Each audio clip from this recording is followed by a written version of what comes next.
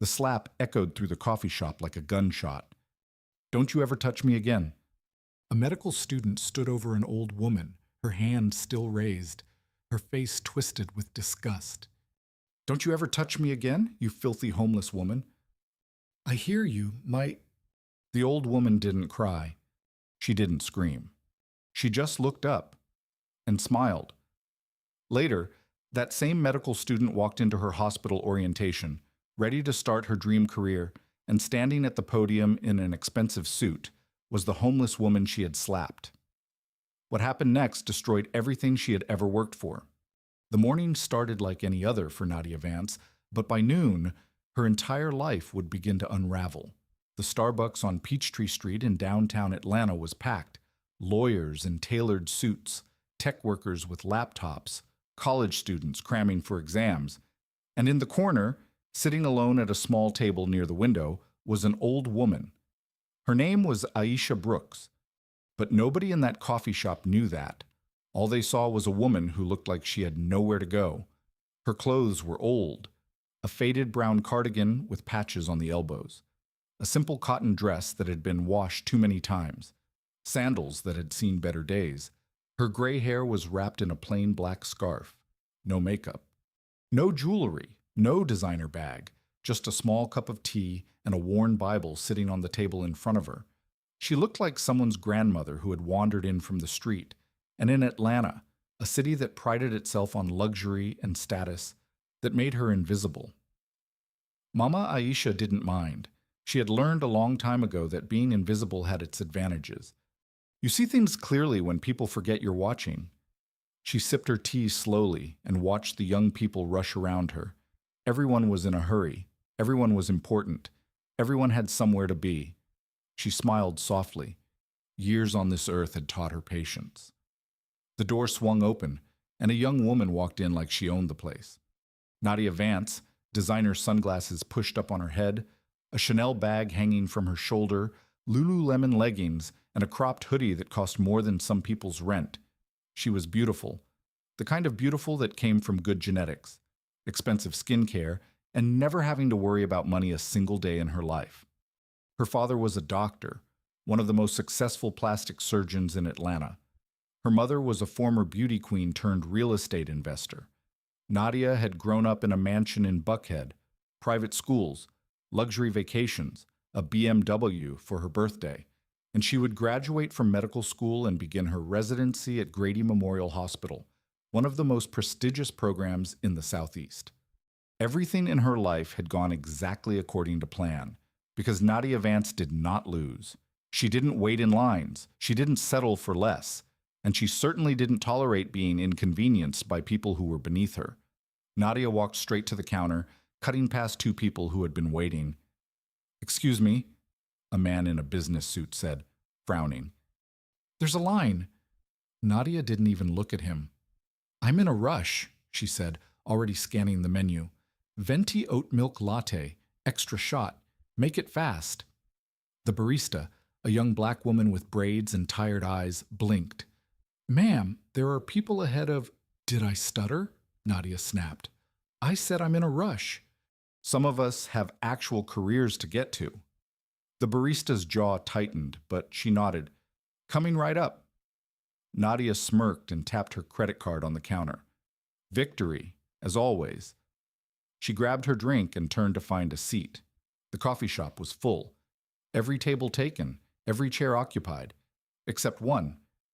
There was an empty seat at the small table near the window, right across from the old woman in the faded cardigan. Nadia's eyes swept over Mama Aisha with barely concealed disgust as she walked over. "Excuse me," Nadia said, her voice sharp. "I need this table." Mama Aisha looked up slowly. Her eyes were deep brown and calm. There was no fear in them, no surprise, just quiet observation. "I'm sorry, my daughter," Mama Aisha said gently. "I am sitting here," Nadia's lip curled. "I can see that, but I need a table, and you're just sitting here alone, taking up space." She gestured at the small cup of tea. "You're not even buying anything real. This isn't a homeless shelter." A few people nearby glanced over. Mama Aisha's expression didn't change.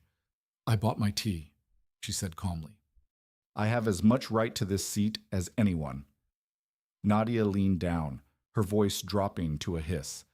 "Listen to me, old woman. I don't know what village you wandered in from, but in America, we don't let people like you take up space meant for people like me. So get up, now." Mama Aisha met her eyes, and for a moment, just a brief flash. Something flickered in the old woman's gaze. Something hard, something ancient.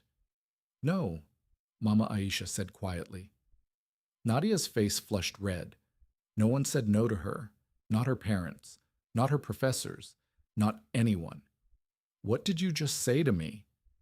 Mama Aisha picked up her tea and took a slow sip. "I said no, my daughter. I will not move." Something snapped inside Nadia.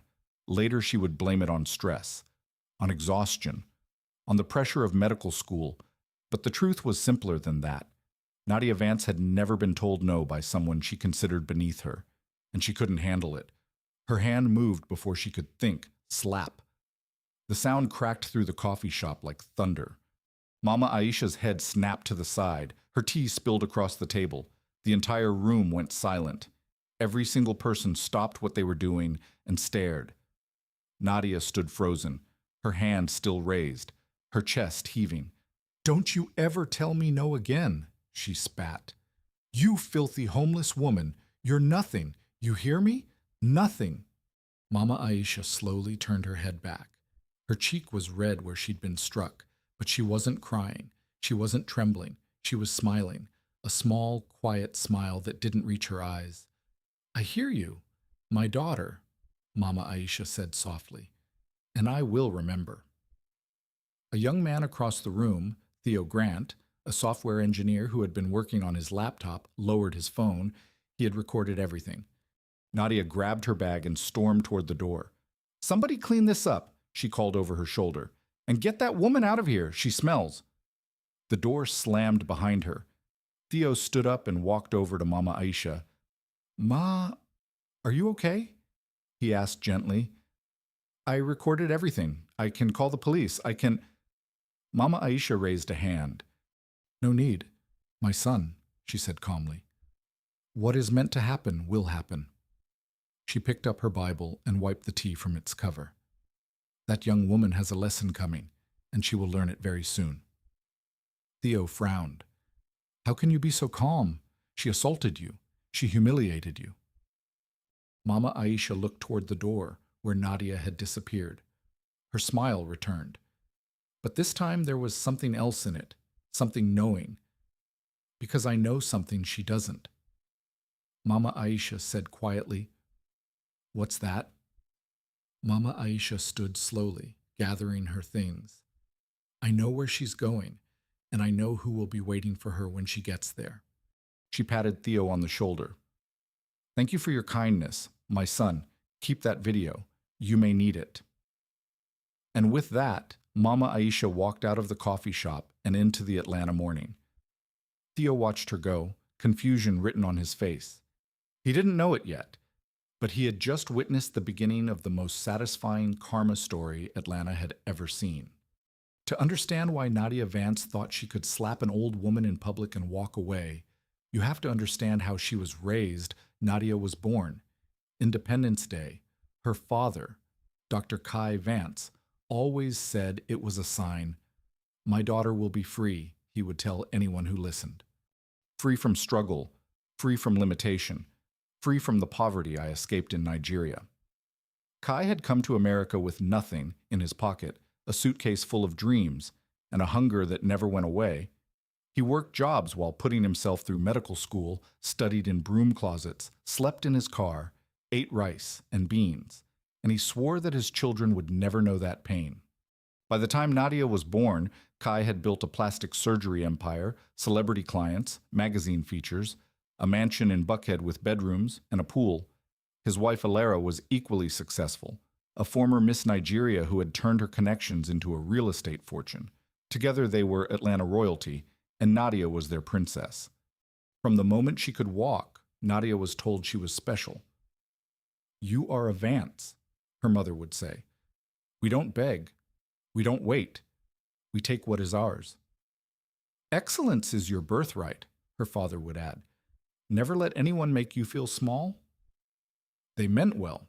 They wanted to protect their daughter from the racism and struggle they had faced. But somewhere along the way, protection became entitlement, confidence became arrogance, and Nadia learned a dangerous lesson. Rules are for other people. When she cheated on a test, her parents donated a new library wing, the incident disappeared. When she crashed her BMW into a mailbox, drunk, her father made a phone call. No charges. When a college professor gave her a B+ instead of an A, her mother threatened to sue. The grade was changed.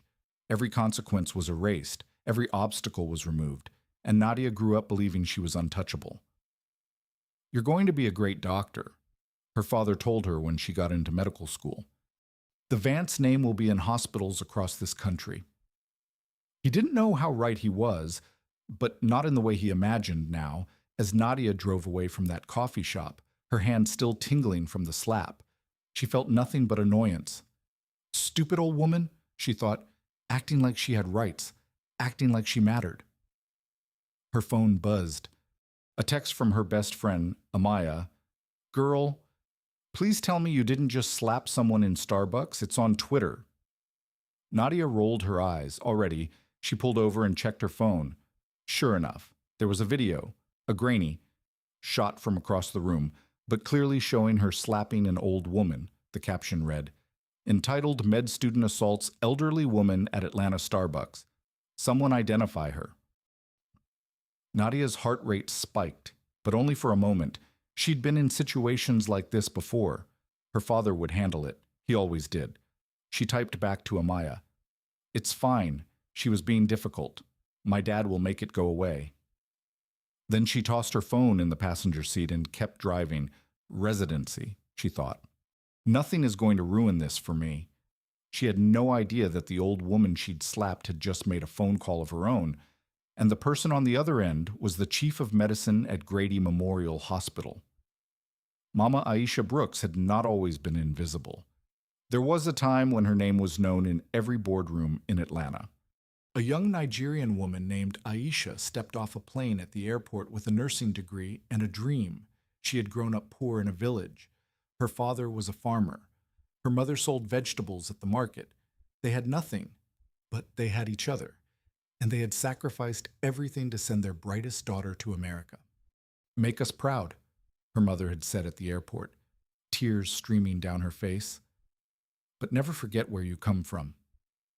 Aisha never forgot. She started as a night shift nurse at Grady Memorial Hospital, the same hospital that would one day bear her hidden legacy. The work was brutal, shifts, patients who couldn't pay, a system that chewed up young nurses and spit them out. But Aisha had something the others didn't. She had vision. She saw the gaps in the system, the inefficiencies, the ways that poor black patients were shuffled aside while wealthy white patients got the best care. And she started writing late at night after her shifts. She filled notebooks with ideas, new systems, new processes, new ways to save money without sacrificing care. A senior administrator found one of her notebooks one day. Who wrote this? He demanded. Aisha raised her hand, terrified she was about to be fired. Instead, he offered her a meeting. That meeting led to a pilot program. The pilot program led to hospital-wide changes. The changes saved Grady Memorial millions in their first year. Aisha was promoted to administrator, then director, then vice president. She was the highest-ranking black woman in the hospital's history, but she wanted more, not for herself, for her people. She started buying stock, quietly, carefully, using every dollar she didn't spend on herself. She convinced other black investors to join her, doctors, lawyers, business owners who shared her vision. Together, they formed a silent investment group. And when Grady Memorial faced bankruptcy, Aisha's group swooped in. They bought of the hospital. They saved it from closing, and Aisha became the majority owner, the secret founder of the hospital's modern era. But she never put her name on a building, never held a press conference, never appeared in the society pages. Instead, she stepped back. She appointed trustees to run the day-to-day operations, and she moved to a modest house in a quiet neighborhood, and she started living simply, the way her mother had taught her. Pride comes before the fall. Mama Aisha always said, "Let them think I'm nobody. It keeps me honest." Only a handful of people knew the truth. Dr. Malik Thorne, the current chief of medicine, was one of them. He had been a young resident when Aisha saved the hospital. He owed her everything, and when Mama Aisha called him that morning, the morning after the coffee shop incident, he answered on the first ring. "Mama," he said warmly, "how are you?" "I am well, Malik," she said, "but I have a question for you." "Anything." "Do you have a new resident starting in your program? A young woman named Nadia Vance." Dr. Thorne paused. "Yes, actually, she matched with us. Very impressive application. Her father made some generous donations to—" "Malik." His blood went cold. He knew that tone. "Yes, Mama. That young woman slapped me in a coffee shop yesterday, called me a filthy homeless woman, told me I was nothing." Silence. Dr. Thorne's hand tightened on the phone. She did what?" "There is a video. It is on the internet. Perhaps you have seen it." I haven't." "Find it. Watch it. And then I want you to do something for me." "Anything. Mama. Anything." Mama Aisha's voice was calm, almost gentle, but underneath it was steel. "I want to attend the new resident orientation. I want to speak to them about the history of this hospital, and I want Nadia Vance to be in the front row." Dr. Thorne understood immediately. "It will be done." "Thank you, Malik. And one more thing." "Yes." "Do not warn her. Do not tell anyone who I am. Let her walk into that room thinking she got away with it." A slow smile spread across Dr. Thorne's face. "Understood, Mama." "Good. I will see you." She hung up. "Doctor." Thorne sat back in his chair and let out a long breath. He almost felt sorry for Nadia Vance. Almost. Nadia Vance lived in blissful ignorance. The video had gone viral, views and counting, but no one had identified her. The footage was grainy. Her face was partially turned and she'd been wearing sunglasses on her head, which obscured her features. Twitter was outraged. People demanded justice. News outlets picked up the story, but without a name, there was nothing anyone could do. Her father had hired a reputation management firm just in case. They scrubbed her social media, deleted old photos, created a digital fortress around her identity. "You're safe," her father assured her. "No one will ever connect you to that video." Nadia believed him. Why wouldn't she? He had always protected her before, so she went back to her life, brunches with friends, shopping trips to Lenox Square, celebrating her upcoming residency. "Grady Memorial is the best program in the Southeast," she bragged to Amaya over cocktails. "Do you know how competitive it is? Only spots, and I got one." "Your dad's donations probably helped," Amaya teased. Nadia shrugged. "So what? That's how the world works. Money opens doors, and once I'm in, I'll prove I deserve to be there." She raised her glass. "To the future doctor, Nadia Vance, the best surgeon Atlanta has ever seen." They clinked glasses. Later, Nadia received an email from Grady Memorial. "Dear Dr. Vance, welcome to the Grady Memorial Residency Program. Orientation will be held in the Morrison Auditorium. Attendance is mandatory. We have a special guest speaker this year, a founding figure in our hospital's history, who rarely makes public appearances. This is a unique honor, and we expect all incoming residents to be present and attentive. Please arrive. Professional attire required. We look forward to welcoming you to the Grady family."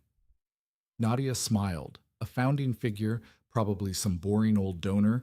She made a mental note to sit in the back and check her phone. Little did she know, she would be seated in the front row, and the boring old donor would be the woman whose face she had slapped.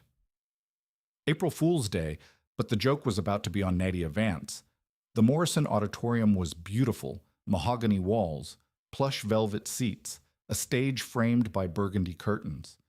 It looked more like a theater than a hospital lecture hall.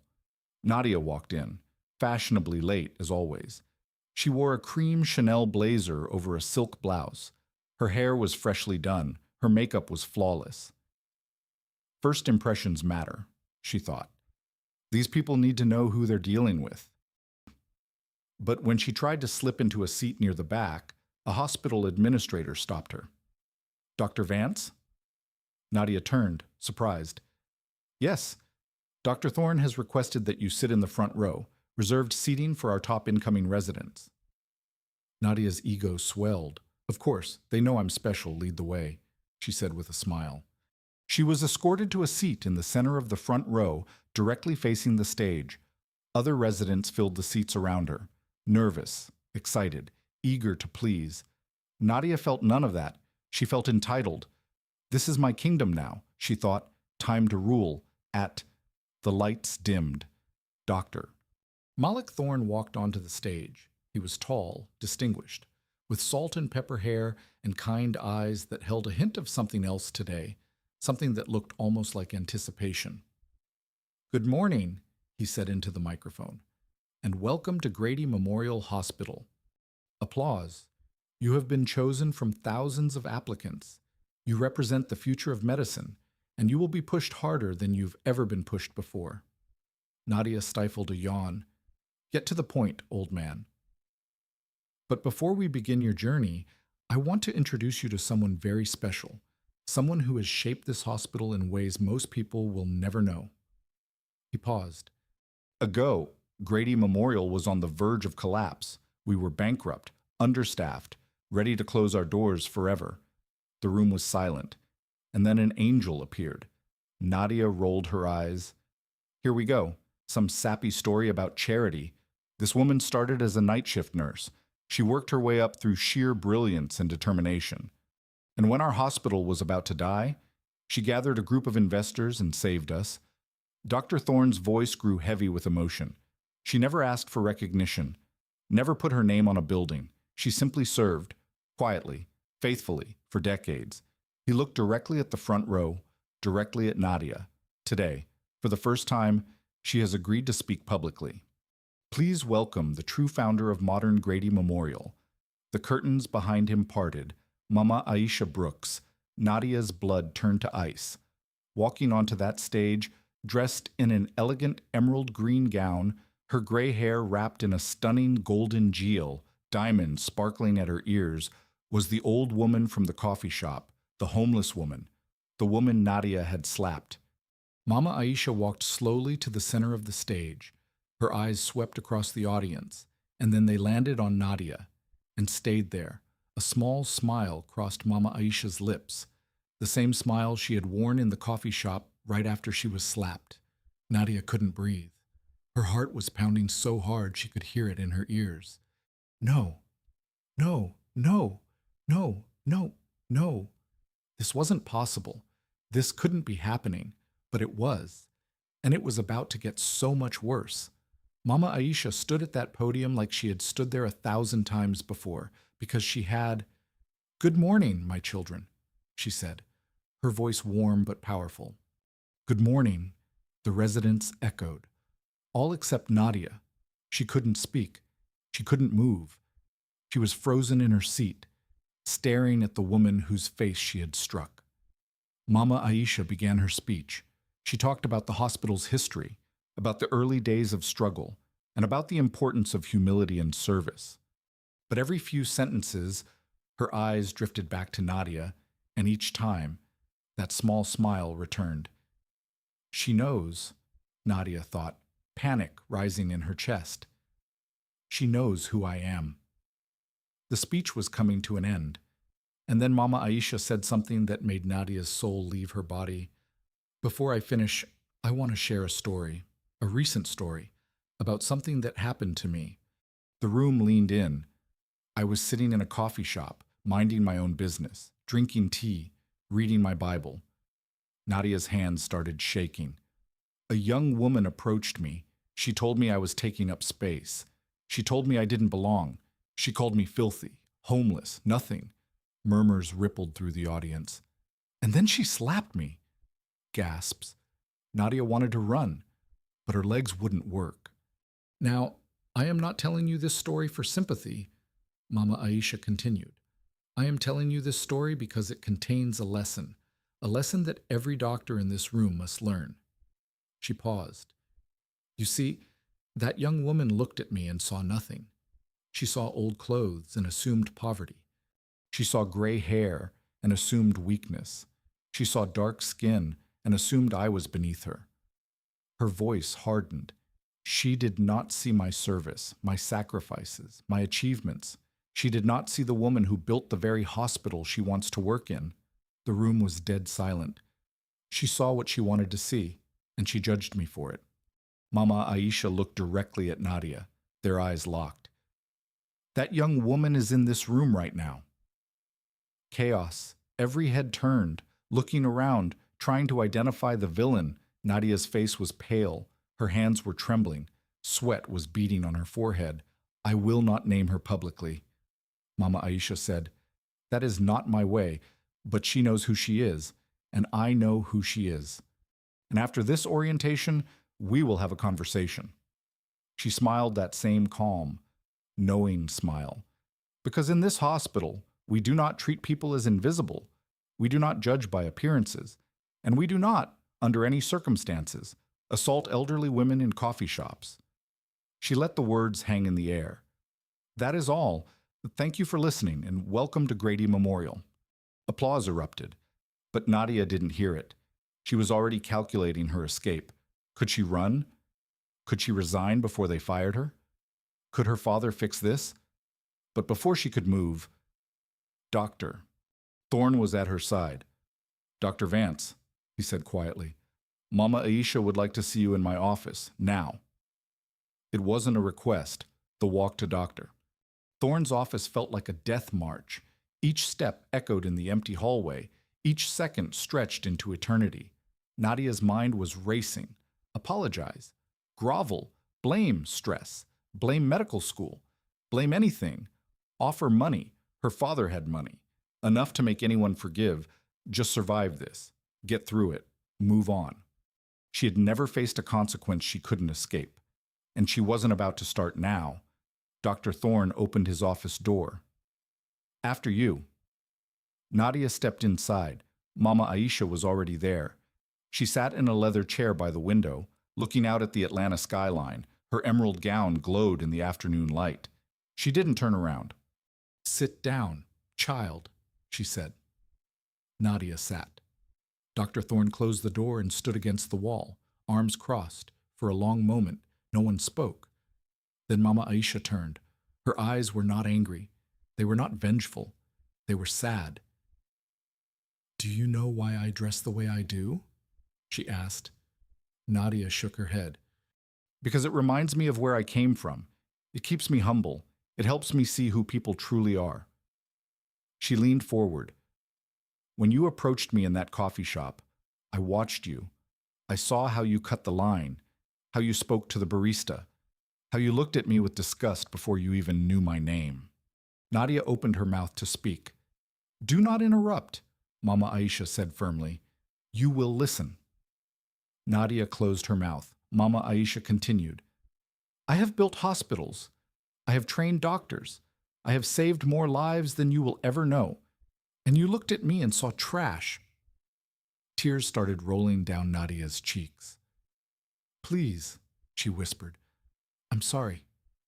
I didn't know. That is exactly the problem, Mama Aisha cut in. You didn't know, and you didn't care to know. You assumed, you judged, and you struck an old woman because she dared to tell you no. She shook her head. What kind of doctor does that? What kind of person? Nadia was sobbing now. I'll do anything. Please don't take this away from me. This residency is everything I've worked for. Mama Aisha studied her for a long moment. Your father called this morning. Did you know that? Nadia's head snapped up. He offered me money to make this go away. Nadia's eyes widened, a flicker of hope. Maybe. I declined. The hope shattered. Some things cannot be bought, Mama Aisha said, and some lessons must be learned the hard way. She nodded to Dr. Thorne. He stepped forward, holding a folder. Dr. Vance, he said formally, Based on the video evidence of your assault on Mrs. Brooks and your conduct unbecoming of a Grady Memorial physician, your residency position has been terminated, effective immediately. Nadia's world collapsed. No, no, you can't do this. It's already done. Doctor, Thorne said, your medical school has also been notified. Given the viral nature of the video and the now public connection to your identity, they are reviewing your degree status. My degree? You assaulted an elderly woman in public? Dr. Thorne said coldly. Did you think there would be no consequences? Nadia turned to Mama Aisha, desperate. Please, I'll apologize publicly. I'll donate money. I'll volunteer. Whatever you want. Please don't destroy my life. Mama Aisha stood. She walked over to Nadia, and for a moment, her eyes softened. I do not want to destroy your life, child. I want to save it. Nadia looked up, confused. The path you were on, the arrogance, the cruelty, the entitlement, it would have destroyed you eventually. It would have destroyed your patients. It would have destroyed everyone around you. She placed a hand on Nadia's shoulder. This is not punishment. This is correction. This is the universe telling you to stop, to reflect, to become someone worthy of the gifts you've been given. Nadia was shaking. What am I supposed to do now? Mama Aisha smiled gently. That is not for me to decide. That is for you to discover. She headed toward the door, but I will tell you this. True greatness is not in titles or positions. It is in how you treat people who can do nothing for you. She paused at the threshold. Learn that lesson, and maybe someday you will become the doctor you were meant to be. And then she was gone. The news broke. Viral coffee shop slapper identified as medical student, residency terminated, and Nadia Vance's life exploded. The video, which had already been seen by millions, now had a face and a name attached to it. Nadia's social media, which her father's team had tried so hard to scrub, was flooded with hate.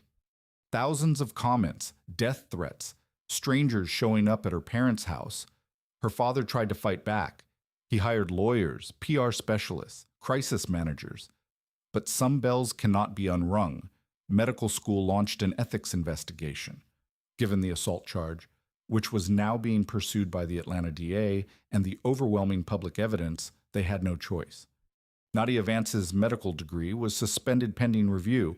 She might never practice medicine again. Her mother blamed the jealous haters. Her father blamed the liberal media. But deep down, Nadia knew the truth. She had done this to herself. All those years of getting away with everything had led to one moment of unchecked cruelty. And that moment had destroyed her. Later, Nadia sat in a community center in southwest Atlanta. She was wearing jeans and a plain t-shirt, no Chanel, no diamonds, no designer anything. She was volunteering at a free health clinic, one that served homeless people and low-income families. It was part of her court-ordered community service. But somewhere along the way, it had become something more. She looked at the patients who came through those doors, people who had nothing, people who had been dismissed and ignored by the world, people who reminded her of the old woman in the coffee shop, and for the first time in her life, Nadia saw them, really saw them, not as obstacles, not as inconveniences, not as people beneath her, as human beings. One afternoon, an elderly woman came in with a cough. She was dressed in old clothes, a faded cardigan, simple sandals. She looked almost exactly like Mama Aisha had looked that day. Nadia's breath caught, but she didn't look away. She didn't sneer. She walked over and said, "Good afternoon, Ma. How can I help you today?" The old woman looked up, surprised. No one called her Ma anymore. No one treated her with respect. I have a cough," she said hesitantly, "but I don't have insurance. I can't pay." Nadia smiled gently. "You don't need to pay, Ma. That's what we're here for. Let me take care of you." She spent time with that woman, listened to her stories, checked her vitals, made sure she got the medication she needed. And when the woman left, she turned back and said, "Thank you, doctor.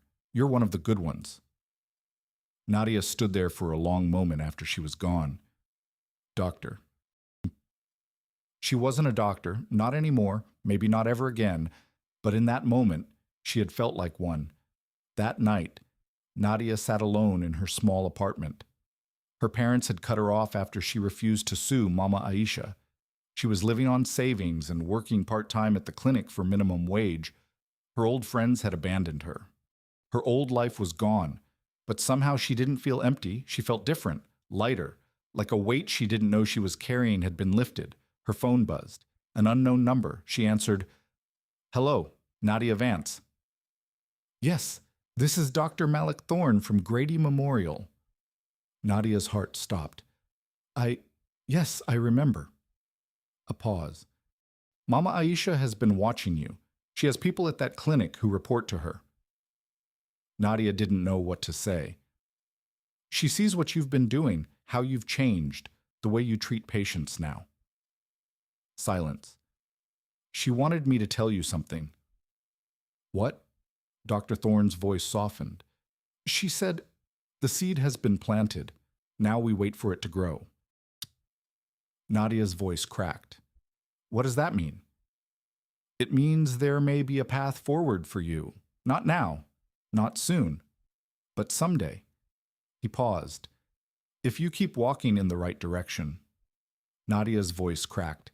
"Why? After everything I did, why would she give me another chance?" Dr. Thorne was quiet for a moment. Then he said, "Because that's who she is. She doesn't destroy people. Nadia. She builds them, even when they don't deserve it." He hung up. Nadia sat in the darkness of her apartment, phone still pressed to her ear. For the first time, she felt something she hadn't felt since that day in the coffee shop. Hope. Nadia Vance's journey was far from over. She had lost everything she thought mattered: her career, her status, her family's support. But in losing it all, she found something she never knew she was missing: humility, compassion, purpose. Mama Aisha Brooks returned to her quiet life. She still dressed simply, still drank tea in coffee shops, still let people underestimate her, because she knew the truth. The measure of a person is not in their clothes or their titles. It is in how they treat the people the world has forgotten. And as for whether Nadia ever became a doctor again, whether she ever got that second chance, well, that's a story for another time. If you want to see what happens next to Nadia, subscribe and hit that notification bell, because karma never forgets, and neither does Mama Aisha.